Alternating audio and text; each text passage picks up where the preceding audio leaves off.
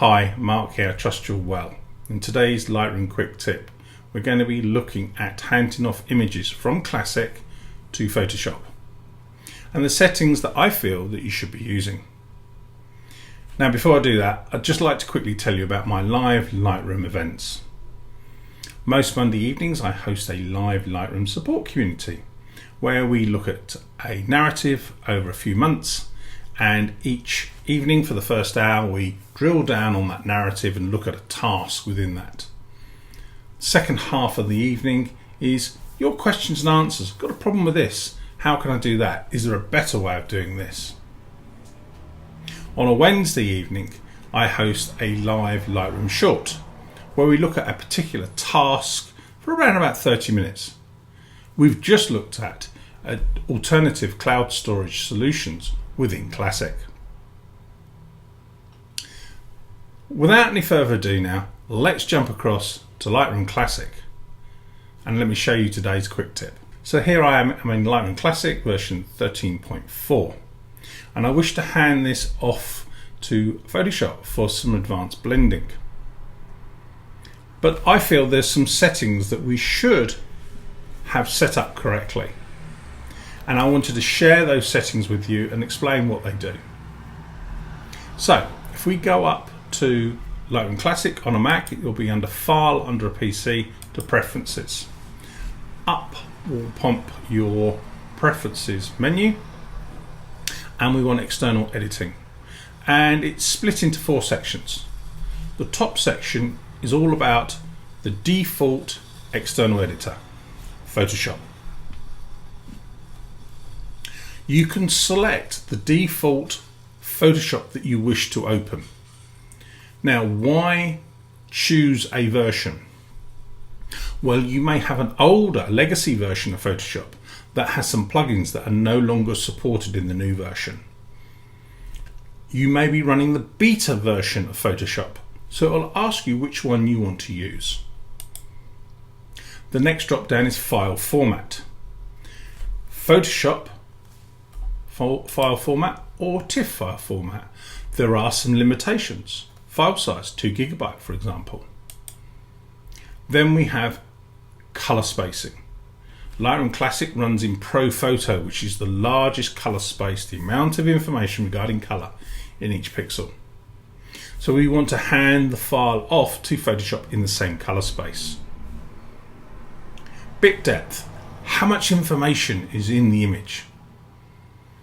Most mirrorless cameras running 14-bit.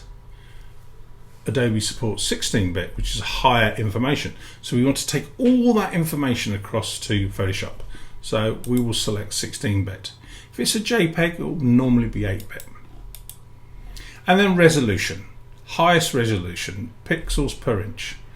Most countries print in 300 dots per inch.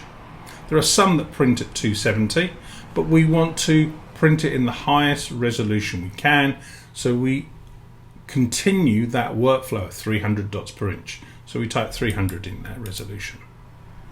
The next section is for the alternative external editor. So with Photoshop, you just go Command E or Control E, it'll open in that application.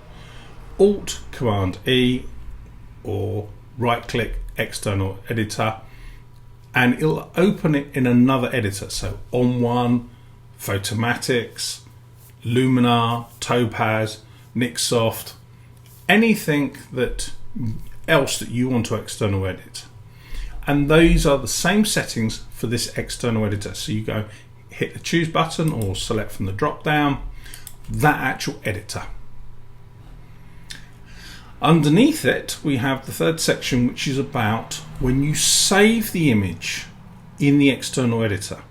So in Photoshop you go File, Save, and the hook, the plugin that connects Classic to the external editor, will save it back into Classic.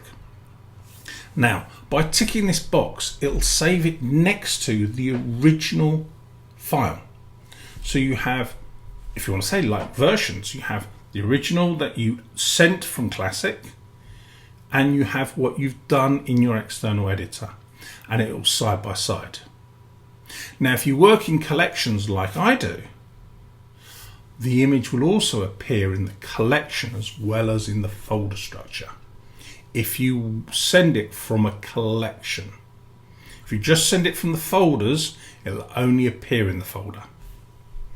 And then the last section is about renaming. Now, as a part of my workflow, my file name is quite important to me. And when I external edit, I put a space, E, and then a sequential number. So it tells me from the file name lots of information, and a part of that is it's been external edited from Classic.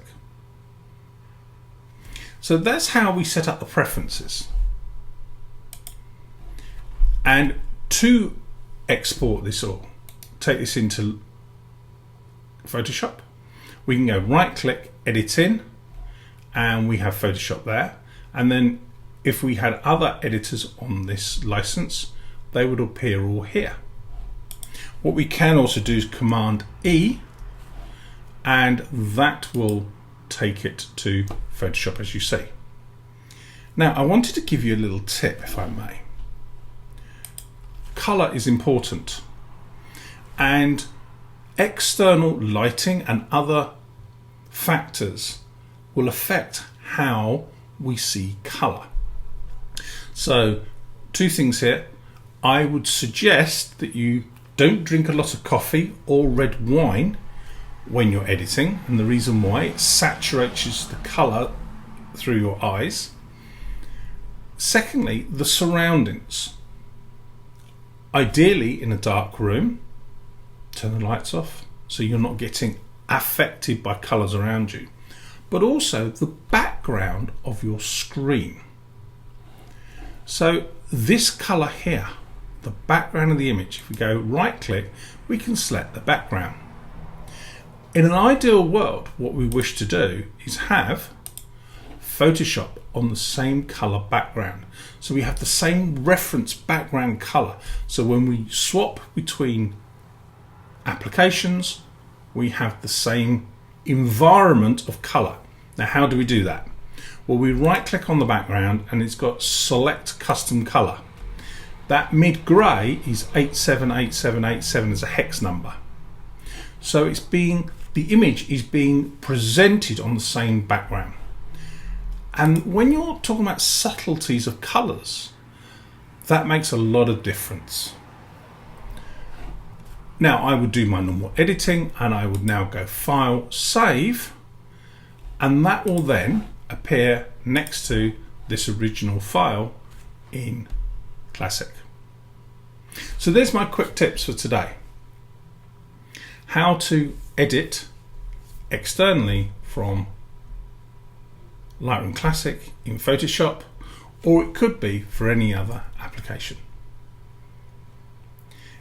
If you found today of helpful, please like, subscribe, perhaps sign up to our newsletter at lightroom.support, and I look forward to seeing you one day on one of my live events. Bye for now.